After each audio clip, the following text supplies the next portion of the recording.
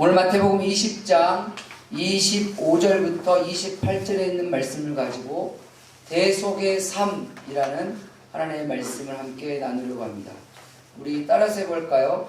대속물로 오신 예수님을 따라 작은 대속의 삶을 살자.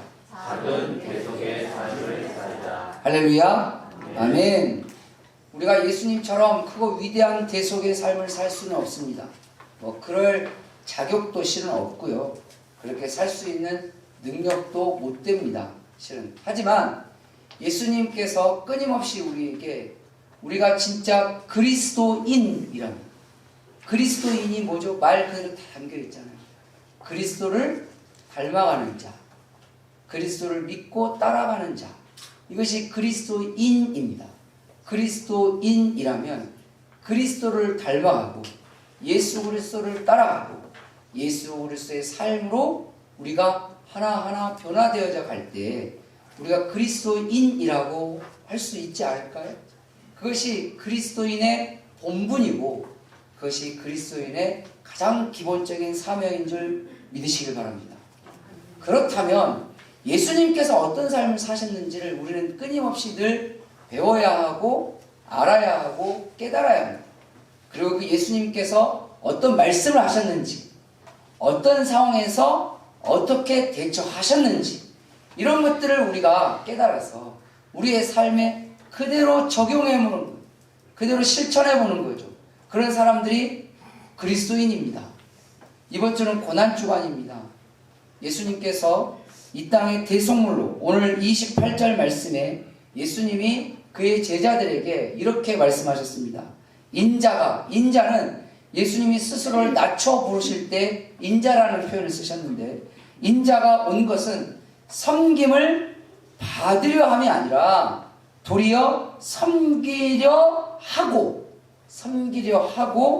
자기 목숨을 많은 사람의 대속물로 주려 함이다 라고 이렇게 말씀하셨어요.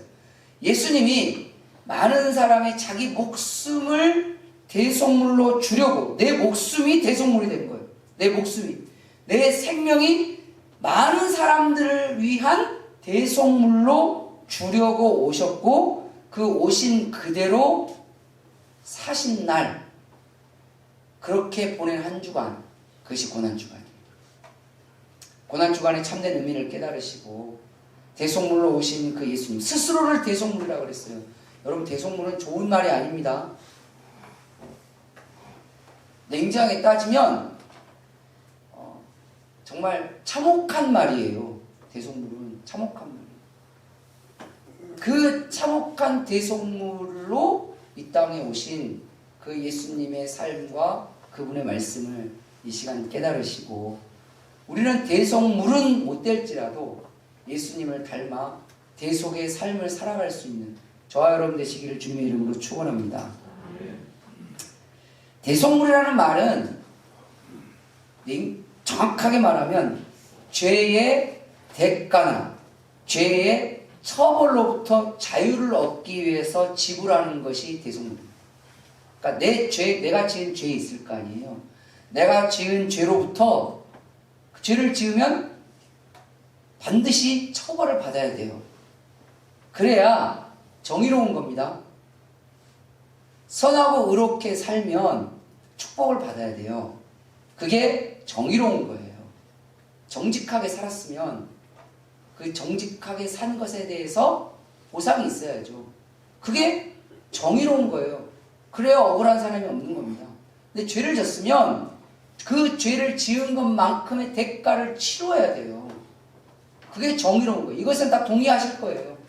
그런데 사람은 다른 사람에게 죄의 대가의 잣대를 댈 때는 굉장히 정확한 걸 넘어서 가혹하기까지 합니다. 다른 사람이 도둑질하잖아요. 그러면 딱 그 도둑질한 것만큼의 대가를 치르게 하고 딱 그 도둑질한 것만큼의 처벌을 주기 위해서 법이라는 걸 만들었어요. 그 법은 저와 여러분들이 뽑은 국회의원들이 그 법을 만들었어요. 그리고 인양반들이 그걸 법을 만들고 이것에 대해서 판사들이 집행을 하는 거예요. 여기까지는 다 기본적으로 이해하시잖아요. 그렇죠? 그런데 가끔 재판을 하고 나면 이제 신문 같은 아니면 언론에 나옵니다. 예를 들어서 누가 뭐 절도를 했다, 누가 뭐 살인을 했다, 누가 뭐 했다, 뭐 누가 뭐 직무유기를 했다, 어쩌고 하면서 이제 막 그래서 뭐 1심 법원에서 몇 년형을 때렸다, 선고를 했다는 거죠. 그 다음에 뭐 2심에서 몇 년 뭐 감형해서 감형해서 몇 년을 이렇게 했다, 뭐 이런 게 언론에 나오잖아요. 나올 때 가끔 이렇게 사람들하고 이야기하다 보면 왜 그것밖에 형량을 안 때리냐, 이 판사들이 뭐 심지어 나쁘게 말하는 사람은 뭐 먹은 거 아니냐, 요즘 세상이 어떤 세상인데, 부정적으로 이야기하시는 분들이 있어요. 이해는 되죠. 나쁜 짓을 했으니까 처벌을 받는다고 하지만 법은 공정해야 합니다. 그래서 작은 죄를 졌으면 작은 처벌을 내리는 건데, 사람의 감정은 작은 처벌이어도 내 감정에 따라서 크게 때리고 싶을 때가 있어요. 어쩔 때는 큰 죄인데 저 정도는 넘어가야지 할 때가 있어요. 그런데 말이죠, 내 문제가 되면 상황이 달라집니다. 내가 죄를 짓잖아요. 내가 잘못을 하면 처벌받기 싫어합니다. 처벌 안 받았으면 좋겠어요. 조금 더 갈까요? 내 가족이나 내가 사랑하는 사람이나 내가 좋아하는 사람이 죄를 짓잖아요. 처벌 안 받았으면 좋겠습니다. 대가를 안 치렀으면 좋겠습니다. 뭐 이 얘기는 정치적인 얘기는 아닙니다. 요즘 우리 사회에 이슈가 되니까 최근에 우리나라 현직 대통령이 탄핵이 됐습니다. 그 이유가 내란죄 때문이었어요. 제가 내란죄라고 말한 게 아니에요. 어디 가서 그 얘기를 하지 마시고, 그것은 헌법재판소에서 현직 대통령이 내란죄를 범한 게 맞다라고 판결을 내렸어요. 그래서 내란죄로 그가 탄핵이 됐어요. 이유는 그거예요. 가장 큰 건 우리나라의 형법상 내란죄는 최저가 내란 수개는 무기징역입니다. 최고가 사형입니다. 내란 수개가. 동조자는 그 형량에 따라서 좀 달라지지만, 자, 그러면 이 법이 그대로 이제 형사법으로 됐다. 그러면 근데 헌법재판소에서 그걸 공인했으니까 재판을 해서 탄핵을 시켰으니 이는 법원에서는 인정을 한 거잖아요. 그래서 이제 대통령실에서 나왔단 말이에요. 제가 신문이나 언론을 보면서 정치적인 얘기가 아니에요. 마음 아팠던 것 중에 한 가지가 뭐냐면, 역시 사람은 사람이구나, 이 대목을 말씀드리고 싶은 거예요. 그를 지지하는 사람은 억울하다, 불쌍하다 라고 합니다. 그를 지지하지 않는 사람은 저 인간이 왜 집으로 가냐, 감옥으로 가야지, 이렇게 나옵니다. 이게 무엇을 시사할까요? 우리에게는 본질적으로 정의가 없습니다. 그걸 인정하셔야 돼요. 우리는 정의를 원하지만, 세상이 정의롭기를 원하지만, 근데 우리 안에는 뭐가 없다고요? 정의가 없어요. 죄에 대한 잣대가 고무줄 같아요. 누구에게는 길었다가 누구에게는 짧아요. 나에게는 아예 없어요. 내 주변에게는 정의의 잣대는 고사하고 그 정도는 그럴 수 있지 않냐, 기타 등등. 내가 지은 죄에 대해서는 다 이유가 있어요. 합리적인 거, 그만한, 세상에 그런 말 했죠. 핑계 없는 무덤이 없다라는 말 하잖아요. 그래서 이것을 약간 세상에서 이렇게 표현을 합니다. 내가 하면 로맨스고 남이 하면 불륜이다. 똑같은 상황인데 오늘 오후 예배 관점에 대한 이야기를 할 거예요. 똑같은 상황인데 누구는 이렇게 보고 누구는 이렇게 본다는 거예요. 과연 똑같은 상황을 누구는 이렇게 보고 누구는 이렇게 보는데 그 사회가 정의롭습니까? 기준이 없잖아요. 이 기준이 고무줄처럼 누구한테 가면 늘었다가 누구한테 가면 줄어드는 거예요. 이것은 결국은 우리 안에 정의가 없다라고 하는 반증이기도 합니다. 이 말을 다른 말로 할까요? 왜 우리 안에 정의가 없을까요? 그것은 성경은 단호하게 이렇게 말합니다. 우리 안에 죄가 있기 때문에 그렇습니다. 즉 우리 안에 죄성이 있기 때문에 그 죄성 때문에 근본적인 보호의식으로 정의감이 떨어지는 거예요. 이 정의감이 떨어지는 사람들이 모여 사는 세상이 이 세상입니다. 그러니 이 세상에 죄가 늘 도사리고 있고, 때로는 이 죄가 때로는 무분별하게 여기서 튕겨나오고 저기서 튕겨나오고, 때로는 내 가정에서도 튀어나오고 교회에서도 튀어나오고, 내 삶에서 어느 순간 그냥 무조건 지뢰밭처럼 뻥뻥 터져나오는 것이 죄의 모습이라는 것이 성경에서 규정하고 있어요. 그런데 무서운 사실은 천국은 죄가 있으면 못 갑니다. 이게 무서운 사실이에요. 상식적으로 생각해 보세요. 일단 성경을 내두고라도 천국에 죄가 있다. 말이 돼요? 천국에 죄가 있대요. 천국에 죄인들이 있대요. 그 말이 됩니까? 상식적으로 생각해 보세요. 그러니 천국은 죄인은 천국에 갈 수가 없어요. 근데 중요한 건 우리는 죄인이란 말이에요.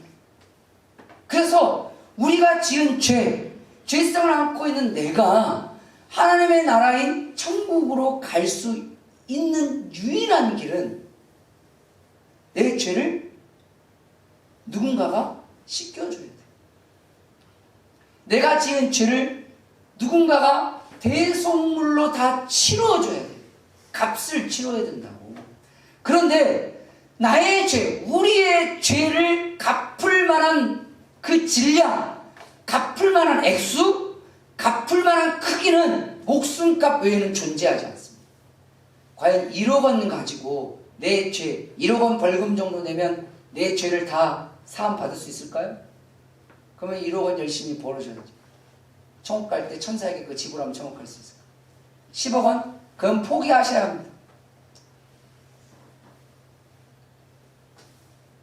1517년도에 마틴 루터에 의해서 종교개혁이 일어났습니다.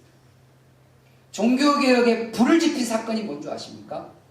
그때 당시 때 지금의 이탈리아 로마에 가면 바티칸 시티가 있습니다. 성 베드로 성당이라고 불려지는 바티칸 시티라는 게 있습니다. 당시 교황이 이 바티칸 시티, 말 그대로 시티는 도시잖아요. 성당을 도시처럼 만드는 거예요. 규모가 어마어마합니다. 그러다 보니 돈이 엄청 많이 들어요. 세금으로는 감당이 안 돼요. 그러니 어떤 방법을 썼느냐? 돈을 내면 천국에 갈 수 있다라고 가르치기 시작했어요. 그때 당시 때 사제들의 미사 때 설교문에 어떤 내용인 줄 아십니까? 이건 그냥 인터넷 찾아보면 답이 나옵니다. 여러분들이 드리는 그 헌금의 양이 여러분들의 천국의 양이 된다 라고 말해요. 헌금함에 금화가 떨어지는 소리에 너희들의 죄가 사함을 받는다. 돈으로 천국 가면 부자들만 천국 있죠. 중요한 건 우리의 죄가 깨끗해질 정도로 씻겨지려면 예수님의 목숨값이 필요합니다. 사람의 목숨값으로는 답이 안 돼요. 하나님의 목숨값 외에는 없어요. 그래서 대속물로 이 땅에 오신 분이 예수님이십니다. 할렐루야. 나의 죄의 대가를, 나의 죄의 처벌을 그분이 목숨으로 다 뒤집어 쓰시고 십자가에 오르셔서 말로 형용할 수 없는, 처참해서 볼 수도 없는 그 모습으로 죽으신 그 사건, 그 고난을 받으신 그 사건이 바로 십자가의 사건. 그리고 우리에게 자유를 주신 거예요. 이제 죄로부터 자유, 세상으로부터의 자유, 지옥으로부터의 자유, 죽음으로부터의 자유. 그 자유를 주신 것이 예수님의 대속입니다. 그리고 이걸로 끝나냐는 게 아니죠. 우리는 너무 교회 정도 다니면 너무 잘 알고 있는 사실인데, 중요한 건 주님은 지금 우리에게 말씀하십니다. 너희들이 대속물이 될 수는 없지만 나의 제자라면, 오늘 제자들을 모아놓고 하신 말씀이에요. 나의 제자라면 이렇게 대속적인 삶을 사는 것이 너희의 본분이라. 할렐루야. 고난주간을 맞이하는 우리가 예수님을 믿는 사람으로서의 본분을 다하셨으면 좋겠습니다. 부족하더라도 예수님 믿는 사람으로서의 본분을 따라가려 애쓰는 사람, 예수님을 닮아가려고 한 걸음 한 걸음 내딛는 사람. 이번 주 고난주간을 보내면서 예수님의 모습이 내 삶에서 하나라도 묻어날 수 있는 그런 사람, 그런 삶이 대속의 삶이고, 그 대속의 삶을 통해서 저와 여러분이 온전히 진실하게 주님을 믿는 사람이 되시기를 주님의 이름으로 축원합니다. 그렇다면 우리가 그리스도인으로서의 본분을 다하고 그리스도인으로서의 기본적인 사명의 모습이 되는 대속의 삶은 뭘까요? 첫 번째로 임의로 주관하지 말라고 성경은 말합니다. 임의로 주관하지 마라. 25절 말씀에 보면 예수님이 제자들을 불러 모았어요. 근데 이게 참 아픈 이야기입니다. 이게 왜 그러냐면 이 이야기를 온전하게 이해를 하시려면 17절 말씀을 봐야 돼요. 17절 말씀에 예수님께서 예루살렘에 올라가실 때 12명의 제자들을 데리고 길에서입니다. 올라가시면서 길에서 말씀하셨어요. 뭐라고? 18절 보라 우리가 예루살렘으로 올라가노니, 지금 올라가고 있는데 인자가 대제사장들과 서기관들에게 넘겨짐에 아직 예루살렘에 안 들어간 겁니다. 이 시점은 어느 시점이냐면 주일날 오전에 일어난 일이에요. 오전에 올라가시면서 제자들이 그 얘기를 한 거죠. 넘겨지게 될 거다. 내가 저길 들어가면 넘겨지게 될 거야. 그래서 그들이 나를 죽이기로 결의할 거고, 19절 이방인들에게 넘겨. 여기서 이방인들은 누구죠? 로마인들입니다. 로마인들에게 나를 넘겨주어서 그를 조롱하며, 즉 예수님을 조롱하고 채찍질하며 십자가에 못 박게 할 것이나 3일 뒤에 살아난다. 요 얘기를 지금 하셨단 말이에요. 요 이야기를 들은 예수님의 제자들의 반응, 예수님이 이야기를 하는데도, 예수님의 십자가의 사건을 이야기하는데도 우리 마음에, 우리의 심령에 믿음에 대한 반응이 없어요. 똑같아요. 20절에 예수님의 제자들, 그때에 세베대의 아들의 어머니, 세베대의 아들이 누구냐면 야고보하고 요한입니다. 아들의 어머니가 그 아들들을 데리고 예수님께로 옵니다. 그러니까 여기에 예수님의 제자들뿐만 아니라 예수님 따르는 사람들도 같이 예루살렘으로 올라갔다는 얘기인데, 예수님께서 절해요. 그럼 뭐라 하냐? 21절 예수께 이르되, 예수님이 말합니다. 뭘 원하느냐? 나의 이 두 아들을 주의 나라에서 하나는 주님의 우편에, 하나는 주님의 좌편에 앉게 명하소서. 이 이야기를 들은 24절 열 제자가 듣고 그 두 형제에 대해 뭐라 했어요? 분이 여기고. 이게 무슨 말입니까? 예루살렘에 들어가시면 주님의 왕이 되실 건데, 왕이 되면 이 나라가 이제 주님의 나라가 될 건데, 그렇잖아요? 헤롯의 나라가 아니라 주님의 나라가 될 거고, 가이사의 나라가 아니라 주님의 나라가 될 건데, 그러면 야고보는 형이니까 동생인 요한 둘이 좌우로, 지금으로 따지면 국무총리, 하나는 경제부총리를 이렇게 권력, 그래서 25절 말씀이 나온 거예요. 청탁을 하는 그의 어머니와 거기에 동조하고 부탁하는 그의 아들들과 그걸 바라보는 제자들의 그 분개, 뭐야, 지가 국무총리하면 난 뭐요? 이거죠? 25절 예수님이 제자들을 불러다가 이렇게 말합니다. 이방인의 집권자들이, 그러니까 로마의 집권자들을 말하겠죠. 그들을 임의로 주관하여, 그들을, 자기가 자기를, 이게 무슨 말이냐면 내가 나를 마음대로 살아간다. 임의는 내 마음대로라는 뜻이라고 생각하시면 돼요. 자기도 자기 마음대로 주관, 즉 자기 마음대로 살아가고, 그의 고관들이 그들에게 권세를 부리는 줄 너희가 알거냐? 너희 중에는 그렇지 않아야 한다. 우리가 예수님 닮아서 대속적 삶을 살려면 기억하셔야 돼요. 나에 대해서도 내가 원하는 대로 살면 안 되고, 타인에 대해서도 내가 원하는 대로 행동해서는 안 됩니다. 예수님처럼 살려고 하는 사람이 내 남편을 내가 원하는 대로 끌고 가려고 하고, 내 아내를 내가 원하는 대로 다루려고 하고, 내 자식들을 내가 원하는 대로, 내가 꿈꾸는, 내가 원하는, 내가 지시하는, 임의로 주관한다는 말이 그거잖아요. 너 이거 해. 안 하면 화가 나는 거죠. 왜? 내가 시켰는데 안 하는 거거든. 왜냐하면 나는 옳은 말을 했다고 생각해요. 다시 말합니다. 인간은 정의롭지 않아요. 나는 옳은 말을 했다고 생각했는데, 그래서 너는 이 바른 길이라고 이야기했는데 안 따라. 그러니까 뭐가 나죠? 화가 나요. 불쾌해요. 그 근본적인 걸 들어가 볼까요? 내가 원하는 대로 내 마음대로 하고 싶은데 안 했기 때문이 아니에요. 내가 정의롭다고 생각하는 거예요.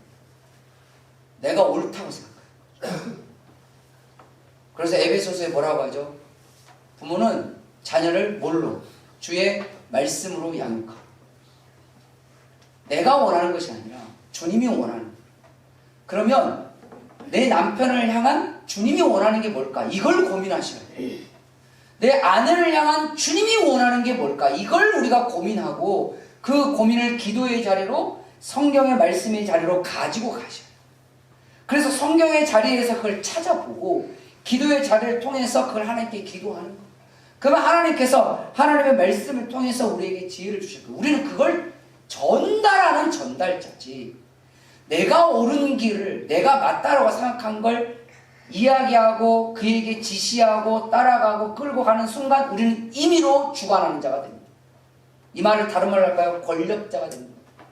여러분, 가정에 권력 구도가 있을 거 아니에요.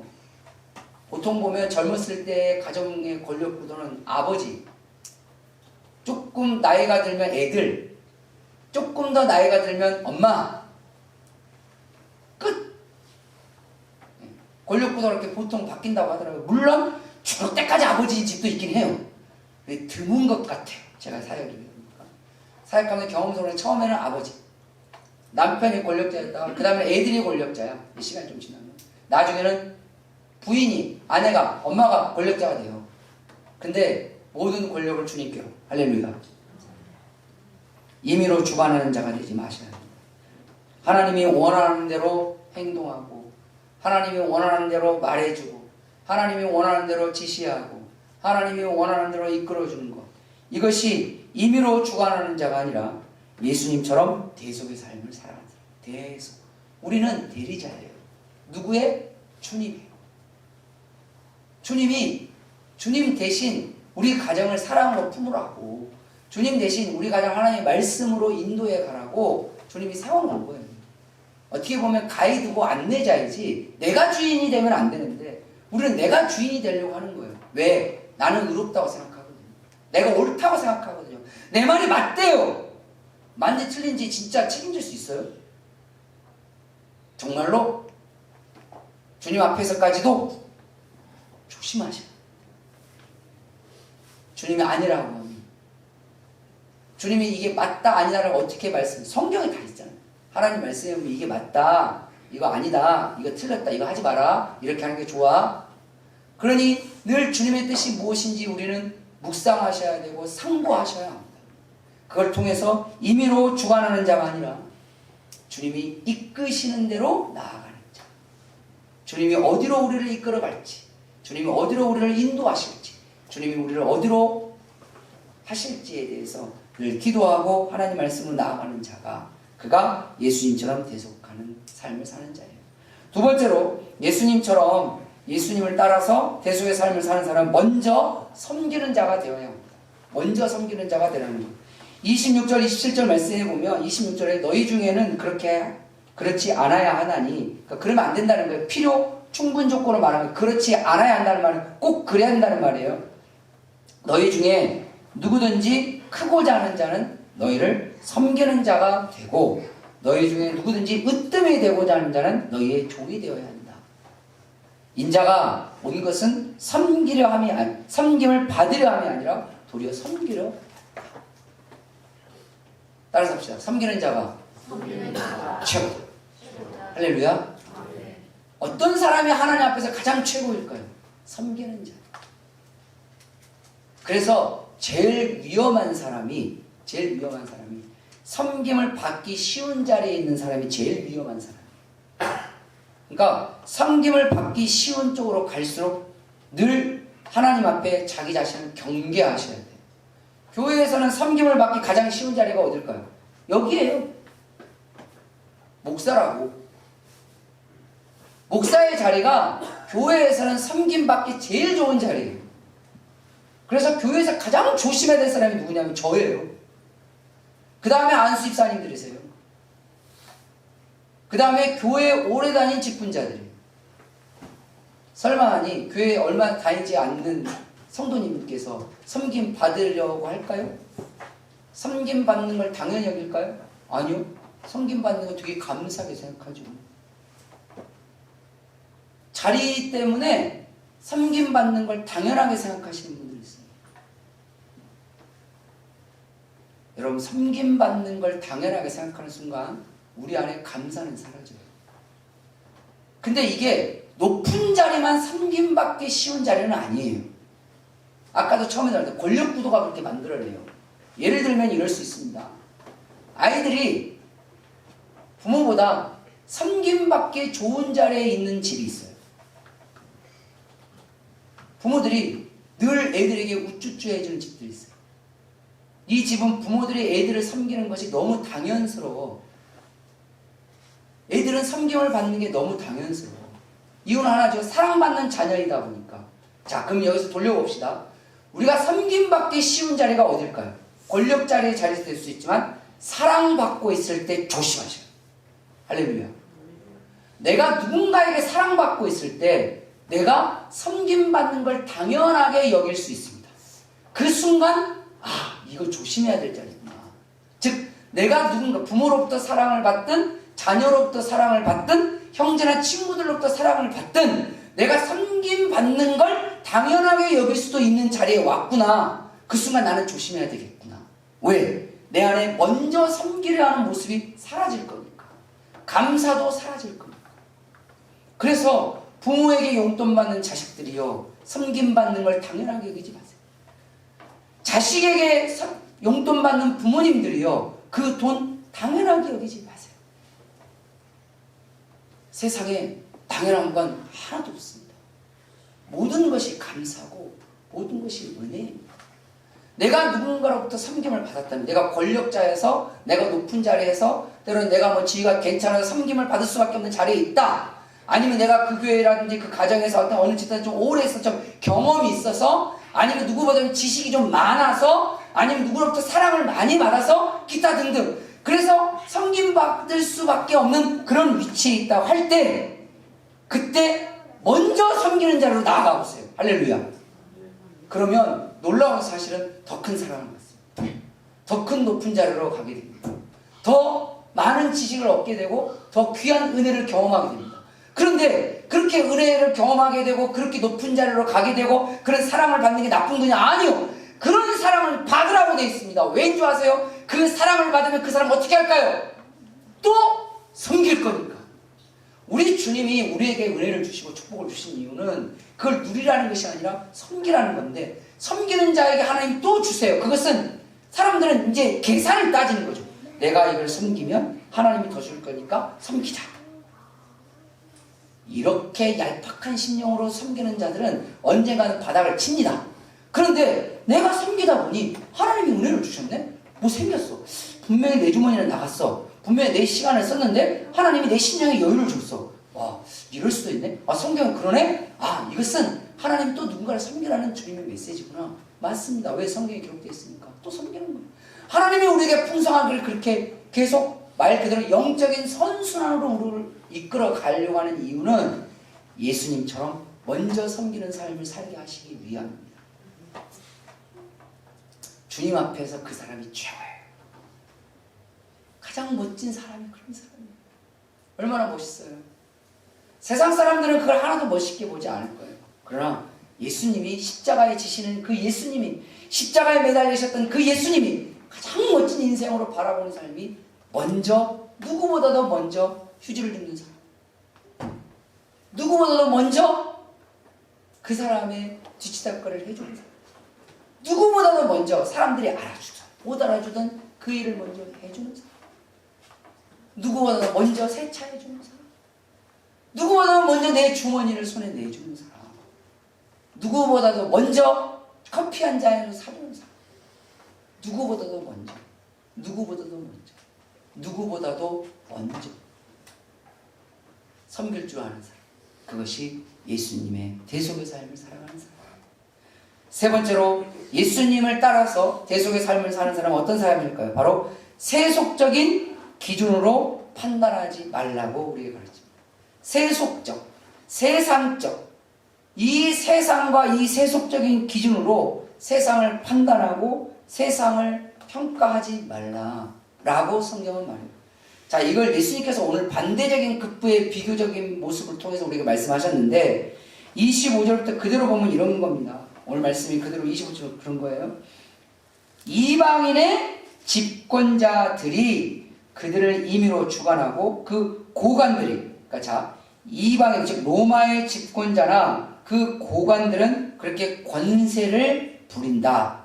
근데 너희는 그러면 안 돼. 그 얘기죠. 그 다음에 누구든지 크고자 하는 자를, 사람들은 크는 쪽, 크고 높아지는 쪽에만 관심을 갖지만 너희는 그러지 마. 낮은 쪽에 관심을 갖고 섬기는 쪽에 관심을 가져봐. 그 얘기죠. 그 다음에 27절 가진 누구든지 으뜸이 되는 자. 사람들은 최고가 되고 싶어하고 많은 걸 얻고 싶어해. 그런데 그쪽보다 종의 자리를 한번 좀 바라봐봐. 이 얘기입니다. 자, 이걸 정리를 해봅시다. 우리의 즉 그리스도인의 생각과 뇌에서 빼야 될 건 뭘까요? 높아지려고 하는 거, 뭔가 많아지려고 하는 거, 권력을 그걸 누리려고 하는 거. 권력자가 되는 걸 주님이 싫어하는 게 아니에요. 그러면 다윗을 하나님이 싫어했어요. 근데 다윗이 하나님 앞에 칭찬받을 때 언제였습니까? 그 권력을 누리려고 하지 않았어요. 권력을 섬기는 쪽으로 사용하려고 했죠. 백성을 지키는 쪽에 권력을 쓰고 백성들이 하나님께로 돌아오는 쪽에 권력을 사용했어요. 그러니까 선하는 것에 그의 권력을. 만약에 하나님이 돈 많은 부자를 싫어하셨으면 이삭부터 치셨어야 돼요. 근데 하나님은 이삭에게 이삭이 하나님께 돈 달라고 한 적이 단 한 번도 없는데 하나님은 이삭이 뭔가를 투자하면 수익률 100%. 100%가 아니지. 하나 심어서 100이 나오면 1000%가 되나요? 어마어마하죠? 근데 그거 해달라고 한 적이 하나도 없었어요. 그런데 하나님이 이삭에게 그렇게 돈을 줬다고요. 왜냐하면 이삭은 단 한 번도 부자가 되려고 하는 마음이 없었어요. 단지 주님이 주신 것에 감사하고 주님이 주시면 그걸 나누고 베풀고 주님이 원하는 것에 쓰려고만 했을 뿐이지. 근데 하나님 더 주니까 더 한 거고 더 많이 주니까 더 많이 했던 거 딱 그 차이밖에 없었던 거죠. 중요한 건 그의 개념에는 많아지고 높아지고 사람들을 군림하려고 하는 생각이 전혀 없었다는 거죠. 즉 이 말은 뭘까요? 세상적인 기준을 갖지 않았다는 얘기입니다. 세상적 기준을 갖기 시작하면 그래서 편안하고 안락한 것이 행복이라는 잘못된 기준을 갖고 높은 자리에 올라가고 세상 사람들이 말하는 성공하게 되면 잘 사는 사람이라는 이 기준을 갖기 시작하면 우리는 절대 대속적 삶을 살 수가 없습니다. 그러면 뒤집어 볼까요? 진짜 하나님 보시기에 정말 행복한 사람이 어떤 사람일까요? 하나님 보시기에 정말 잘 사는 사람이 어떤 사람일까요? 세속적 기준이 아니라 하나님의 기준에 따라서 살아가는 사람입니다. 사도 바울이 하나님께 고백합니다. 하나님, 저는 있어도 감사, 없어도 감사합니다.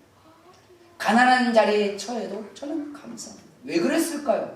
왜냐하면 그는 돈에 의해서 인생이 결정되는 사람이 아니었어요. 뭐에 의해서? 하나님의 은혜에 의해서 결정되는 사람이었어요.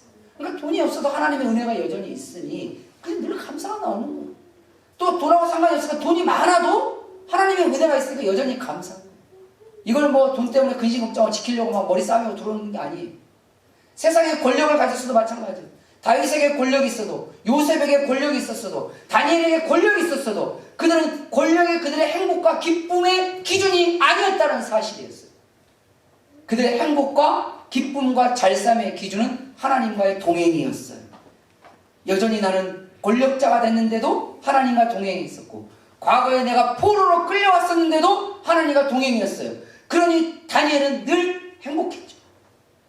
요셉은 종으로 팔려왔어도 늘 하나님과 동행했었어요. 그러니까 종으로 팔려도 열심히 산 거예요. 누구를 원망하고 누구를 비난하고 하면서 자기 인생을 자기가 갉아먹는 삶을 사는 것이 아니라 종이어도 종의 자리에 서는 성실. 감옥에 심지어 떨어져서 억울한 감이 없지 않아 있었어도 그럼에도 불구하고 그는 그 안에서도 하나님 찬양했어요. 바울과 실라를 보십시오. 빌립보 감옥에 갇혀서 그가 어떻게 그들의 하나님을 찬양하고 기쁨으로 주님을 높일 수 있었을까요? 그것은 그들의 인신이 갇혀있는 상황이었으면 불행해야 되는데 그들은 삶의 기준이 그게 아니었어요. 그들의 삶의 기준은 그냥 하나님하고 함께하는 거예요. 하나님이 나를 바라보시고 내 안에 하나님의 은혜가 있고 내 안에 하나님의 충만이 있고 성령의 충만함이 우리에 있으니 그가 늘 행복했어. 부자가 잘 사는 것이 아니야. 외제차를 몰고 다니는 게 좋은 차를 타고 다니는 게 아니야. 우리 안에 하나님의 심령이 있고 하나님의 심령으로 사람들과 평화하고, 그래서 서신서의 가장 마지막에 나오는 문구마다 뭐죠? 주님의 은혜와 평강이 너에게 임하기를 원하노라. 할렐루야. 그것이 우리 믿음의 기준이에요. 여러분, 세상의 성공을 다 해도 근심 걱정은 다 몰려옵니다. 엊그제 제가 신문을 봤어요. 전번에 그 다니엘 기도에 나오셨던 과거 정치 현은구라는 단체가 있어요. 이 은구라는 단체가 뭐냐면 마약 중독자들을 마약 중독자들로부터 회복시키고 마약 퇴치 운동을 하는 거예요. 실명은 여기서 말씀드릴 수는 없으나 그분의 인터뷰가 나왔습니다. 근데 그 인터뷰 중에 이런 게 있더라고요. 그분은 여러분 다 알다시피 미국 스탠퍼드 출신이잖아요. 그러니까 세상에서 원하는 학벌 예일대 출신이잖아요. 세상에서 원하는 많은 그 높은 학벌을 가졌고, 그런 정치인으로서도 과거에 성공했었어요. 그러나 그분이 그 인터뷰할 때 마지막에 한 말, 지금이 가장 행복하다. 지금이 가장 행복하다. 기자가 갸우뚱하죠. 왜냐하면 두 가지 일이었어요. 첫 번째는 하나님이 나와 함께 하시고, 두 번째는 내가 옳은 일을 하고 있다라고 확신하기 때문에. 무엇이 진짜 우리가 잘 사는 거 행복할까요? 세상의 기준으로 보지 않고 하나님의 기준과 성경의 기준으로 판단할 수 있는 사람, 이런 사람이 세속적 삶을 살 수 있는, 대속적 삶을 살 수가 있습니다. 마지막 네 번째로 누가 주님을 따라 대속적 삶을 살까요? 바로 잘못한 자를 용서하고 대속하라. 이게 실은 좀 어려운 문제긴 하지만 주님께서는 우리에게 이 말씀을 하시는 거예요. 28절 말씀에 보면 딱 그대로잖아요. 자기 목숨을 많은 사람이 대속물로 주려 오셨다는 것이 예수님의 사명이었다면, 그 예수님의 사명을 따라가고 예수님처럼 대속의 삶을 살아간다면 자신에게 할 수 있는 한 잘못한 사람을 용서하십시오. 할 수 있는 한 그의 잘못을 대속해 주세요. 예수님께서 어느 왕과 신하에 대한 이야기를 해주신 적이 있습니다. 그 신하가 그 왕에게, 그 나라 왕에게 빚을 졌어요. 얼마 빚을 졌냐면 1만 달란트 빚을 졌어요. 1만 달란트를 지금 현재, 옛날에 제가 한번 계산을 해가지고 성도님들 알려준 적이 있었거든요. 그때 일시 백천만 억 조 경 애 같다 그랬잖아요. 경단이었거든요. 지금 애 단위로 바뀌었어요. 금값이 그 사이 너무 많이 올라버렸네.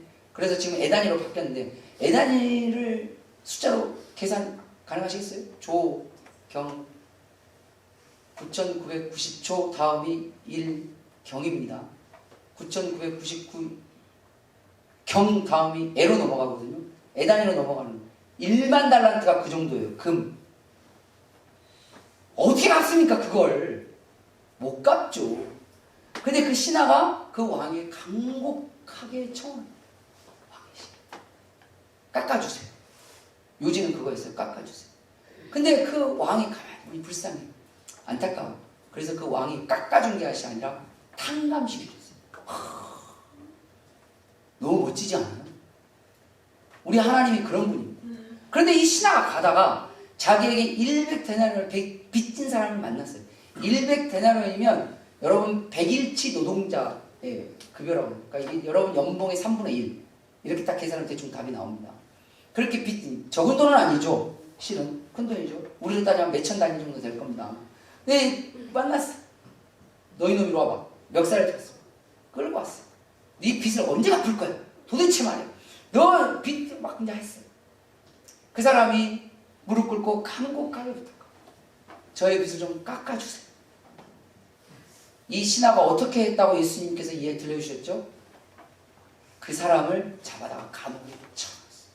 죄의 처벌을 가한 거죠. 경제사법으로 처치하셨어요. 이 이야기를 왕이 들었어요. 어떻게 들었는지는 모르겠으나 뭐 거기에도 감찰관들이 있겠죠. 감사원이 떴어요.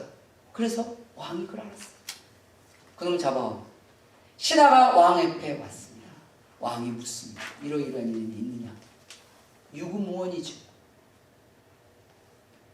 예수님께서 그 얘기를 왜 하셨습니까? 우리는 지옥에 처할 수밖에 없었던 죄의 처벌을 받아야 될 존재들이었어요. 그런데 그 모든 걸 우리 예수님이 십자가를 통해서 다 탕감시켜 주셨어요.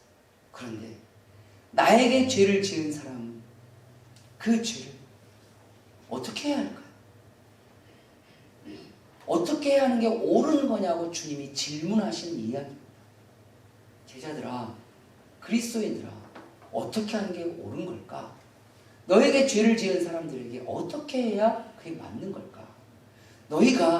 너희에게 잘못한 사람에게 너희가 어떻게 해야 내가 맞다라고 말해줄 수 있을까? 이게 예수님이 우리에게 질문하시는 이야기인 거예요. 답은 알잖아요. 답은 딱 두 가지. 용서와 대속이에요. 그러나 내가 역량이 안 되면 그 모든 걸 다 대속이 안 될 수도 있어요. 그러나 중요한 건 할 수 있는 한 성경이 평화라고 했잖아요. 여러분들 할 수 있는 역량 안에서 용서해 주려고 하시고 역량 안에서 대속해 주려고 해보세요. 주님께서 그 모든 걸 다 받으시고 그게 은혜, 그게 축복이, 그게 대속의 삶입니다. 내가 누군가로부터 탕감받는 건 너무 감사하고 즐거운 일이지만 나에게 잘못하고 나에게 죄를 지은 사람에 대해서는 분노하고 있고 그를 징계하는 것이 정의라고 착각하고 있는 사람은 이미 내가 나의 발목을 잡고 있는 겁니다. 주님은 그런 사람을 축복해 줄 수가 없어요. 무엇이 그러면 정의일까요? 내가 하나님으로부터 받은 그 하회와 같은 은혜를 누군가에게 적더라도 베풀어 줄 수 있다면 주님이 나를 불쌍히 여기신 그 마음으로 베푸신 그 은혜가 정말 감사하고 크다면 나도 누군가에게 불쌍히 여기는 마음으로 그냥 눈을 감아줄 수 있고 그냥 탕감해 줄 수 있다. 그게 옳은 거고 그게 정의로운 거고 그것이 주님 앞에 맞는 길이 아닐까. 주님께서는 그 얘기를 우리에게 해주고 싶어 하신 겁니다.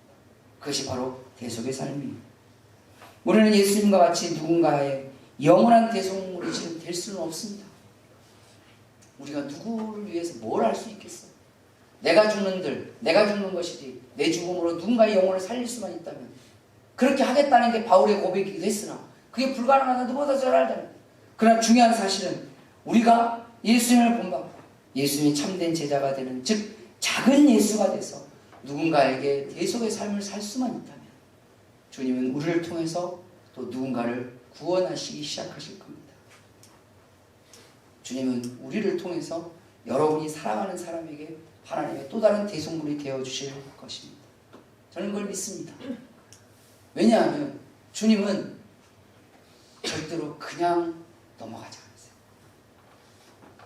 주님은 우리의 모든 삶을 다 지켜보십니다. 왜? 세상 끝날까지 내가 너희와 항상 함께 있으라는 말이 무슨 말이겠어요? 우리의 삶을 늘 보시고 그 삶 가운데 선한 길로 인도하시되 그 열매에 대해서는 반드시 은혜와 축복으로 갚아주신다는 건데 대속의 삶의 은혜와 축복은 뭘까요? 내가 누군가에게 은혜를 베풀고 누군가에게 대속해주고 누군가에게 긍휼히 여겨주는 삶은 뭘까요? 바로 내가 사랑하는 사람에게 하나님이 역사하신다는 말이에요.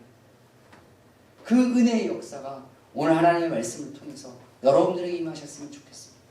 그래서 저나 여러분들이나 다 오늘의 하나님 말씀을 통하여 대속의 삶을 살아가려고 할 때 반드시 주님은 우리의 대속의 삶을 기억해 주실 거예요. 다윗의 삶을 보고 그의 자녀, 그가 그토록 사랑했던 솔로몬을 축복하셨던 하나님처럼 우리의 삶을 보고 우리가 사랑하고 우리가 기도하고 있는 그 누군가에게 하나님이 찾아가실 줄 저는 믿습니다. 그게 대속의 의미예요. 대신 행하는 거잖아요. 내가 해야 될 걸 대신 주님이 행해 주실 거예요. 그러나 주님이 하실 그것을 대신 내가 행하라는 거예요. 내가 그걸 대신 해야 될 때 주님께서 나 대신 누군가에게 내 삶의 공동체에게 역사하실 것입니다. 그 은혜가 이번 주 고난주간을 통해서 묵상되어지시고 예수님의 고난을 생각하시고 예수님을 따라 작은 예수가 돼서 작은 대속의 삶을 살아가는 저와 여러분 되시기를 주님의 이름으로 축원합니다. 기도하겠습니다.